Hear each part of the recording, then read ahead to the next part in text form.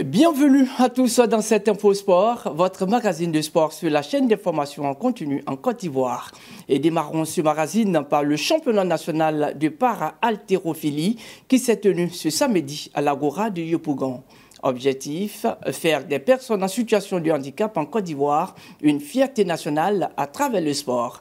Fanny Kariga a suivi pour nous, voici son compte rendu.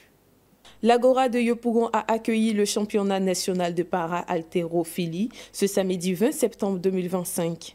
Objectif, faire des personnes en situation de handicap en Côte d'Ivoire une fierté nationale à travers le sport. Trazier Serge Pacom, président de la Fédération ivoirienne de paralympique, a évoqué ses impressions et attentes. Nous sommes très heureux de voir que le nombre des athlètes est monté de façon croissante. Et aussi les résultats, nous notons aussi que de très bons résultats. Ce que nous attendons aujourd'hui, c'est d'avoir un rang honorable, ça c'est clair. Il s'agit d'un championnat du monde, montrer que la Côte d'Ivoire est présente dans l'élite mondiale et revenir à les lauriers pour la Côte d'Ivoire, c'est de ça qu'il s'agit. Parmi les performances marquantes de cette journée, celle de Ano Adou Hervé a retenu l'attention. L'athlète a impressionné le public en soulevant une charge de 202 kg, une performance saluée par tous. Je suis heureux d'avoir participé à la finale du championnat national de ce jour. Il faut dire que dans 2 semaines, on doit se rendre au Caire pour le championnat du monde de para-haltérophilie. Le premier test qualificatif pour les Jeux paralympiques de Los Angeles. Dire que pour soulever 200 kg, 202 kg, la première des choses, c'est le travail, c'est la discipline, c'est la rigueur sur soi-même. Parce qu'il faut avoir une hygiène de vie, voilà, qui va te permettre d'avoir une force pour pouvoir soulever cela. Au-delà de la compétition, cet événement a été une véritable vitrine du courage, de la résilience et du talent des athlètes paralympiques ivoiriens. En guise de reconnaissance, un dîner d'honneur sera organisé en leur faveur dans les prochains jours. À Yopougon, le scrabble ivoirien entre dans une nouvelle ère. La Fédération ivoirienne de scrabble a donné ce samedi le coup d'envoi officiel de la saison 2025-2026 à travers la première journée du championnat national de Duplicate. Un moment fort qui réunit passionnés et compétiteurs venus de tout le pays. Plus de détails avec Constant Bio. Abidjan, Yopougon, ce samedi 20 septembre 2025, l'école ivoirienne pour les sourds de Yopougon-Sable a vibré au rythme des mots et des lettres à l'occasion du lancement officiel de la nouvelle saison sportive de scrabble. Organisé par la Fédération ivoirienne de scrabble, l'événement a été marqué par la première journée du championnat national de Duplicate. Dans leurs allocutions, les responsables de la fédération ont salué la détermination des joueurs tout en saluant la portée intellectuelle et sociale de cette discipline. Aujourd'hui marque le début du championnat ivoirien de Scrabble et nous avons placé ce championnat sous le sceau de l'excellence, de la rigueur, de la discipline parce que ces valeurs-là, une fois qu'on les cultive, ça nous rend meilleurs au niveau international vu la stature donc de l'équipe nationale de Scrabble de Côte d'Ivoire. Donc cette année, nous avons choisi de décentraliser la cérémonie, donc en la faisant jouer simultanément par 2 ligues, notamment la Ligue de Bouaké et la Ligue d'Abidjan. Cela nous permet donc de pouvoir être plus proche des joueurs et de pouvoir comprendre leur réalité. Les compétitions ont ensuite débuté dans une atmosphère à la fois studieuse et passionnée, réunissant les meilleurs scrabbleurs venus de toutes les régions du pays. Une ouverture prometteuse pour la saison 2025-2026 du scrabble ivoirien. Ouvrons à présent la page football dans ce magazine de sport par les éliminatoires de la Coupe du monde féminine en Pologne 2026. La sélection ivoirienne s'est imposée 3-1 face aux Marocaines le dimanche dernier au stade Félix Houphouët-Boigny. Suivez notre compte-rendu. Les jeunes éléphantes ont rapidement imposé leur rythme dans cette rencontre cruciale.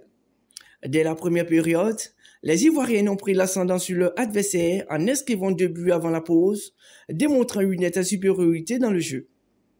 Au retour des vestiaires, elles poursuivent sur leur lancée en ajoutant un 3e but, mettant ainsi les Marocaines en grande difficulté.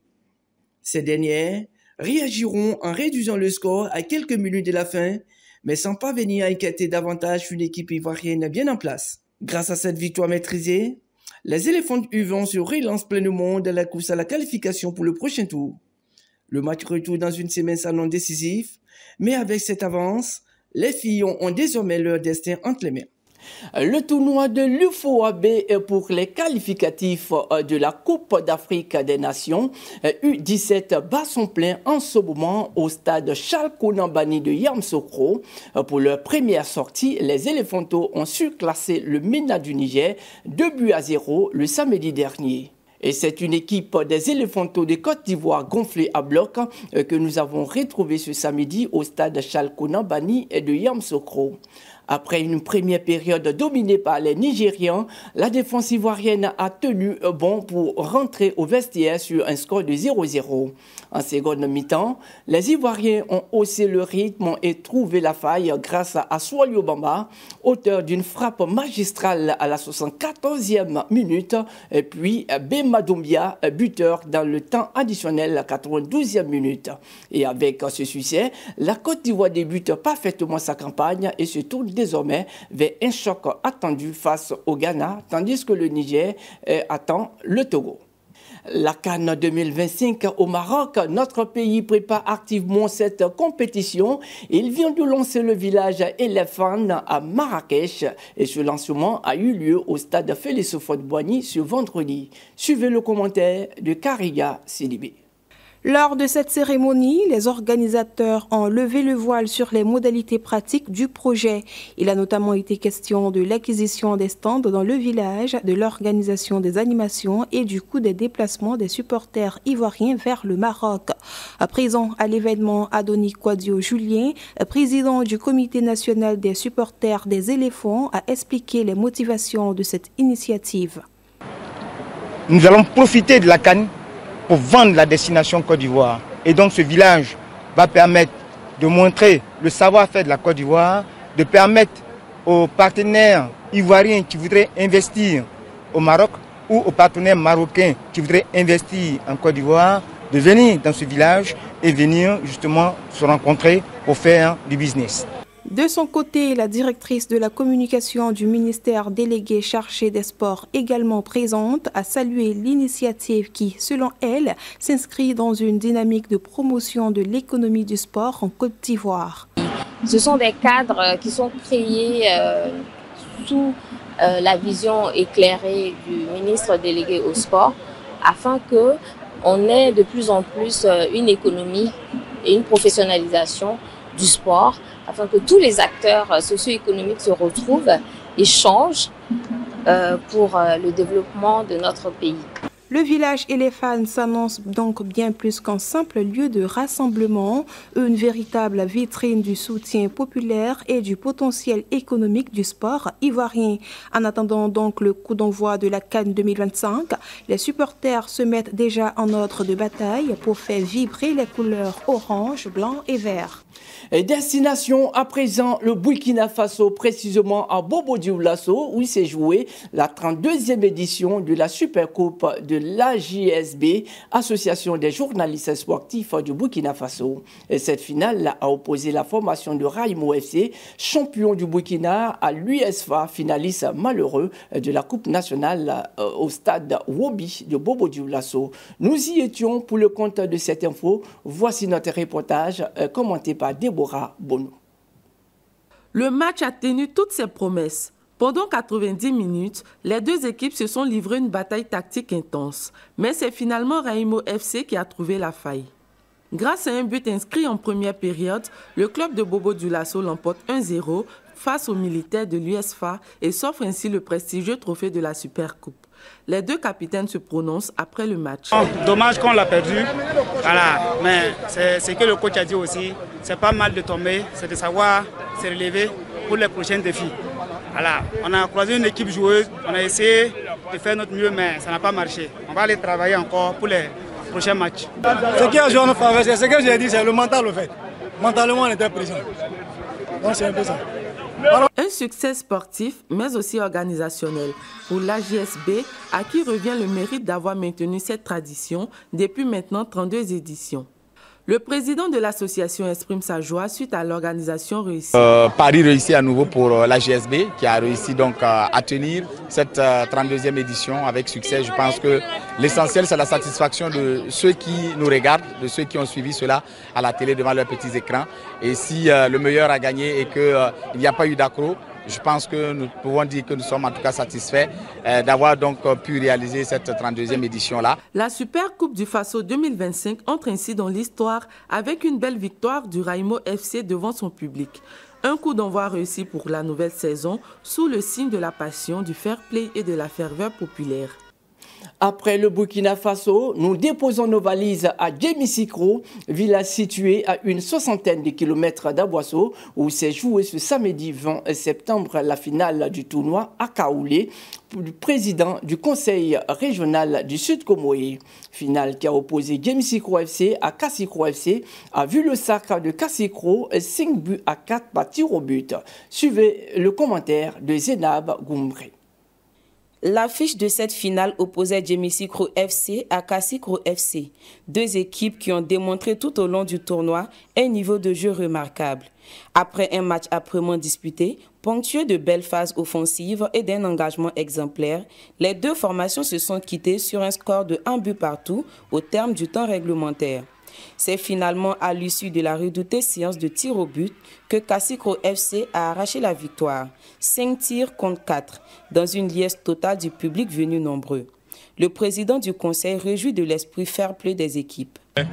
C'est que de façon générale, il y a un très bon comportement sur le stade, il y a un très bon esprit qui correspond exactement à ce que nous voulions, c'est-à-dire rassembler les jeunes, leur permettre de s'amuser sportivement, mais surtout de fraterniser, voyez-vous, dans le sens de la cohésion entre les différentes équipes. Du côté des joueurs, la joie était palpable. Le capitaine de Kassikro FC, tout comme le président des jeunes de Djémissikro, n'ont pas caché leur satisfaction. Tout d'abord, féliciter Dieu, parce que c'est grâce à lui que nous avons gagné. Je lui dis merci pour tout, parce que nous avons bataillé longtemps pour pouvoir remporter cette coupe. Je dis merci à mes coéquipiers, à tout le staff qui a fait tout le boulot. Mon intention, c'était de remporter la coupe. Malheureusement, on a perdu la coupe. Et c'est un match de finale. Il fallait qu'il y ait un vainqueur et un vaincu. Et aujourd'hui, on a perdu. Je félicite l'équipe qui a gagné le trophée, parrainé par notre parrain de toujours, le président Akaoulé. Ainsi s'achève cette 4e édition du tournoi à Kaoulé, marquée par la passion, la fraternité et l'excellence sportive. Déjà, les regards sont tournés vers la prochaine édition avec l'espoir d'un tournoi encore plus grand au service de la jeunesse et du développement local.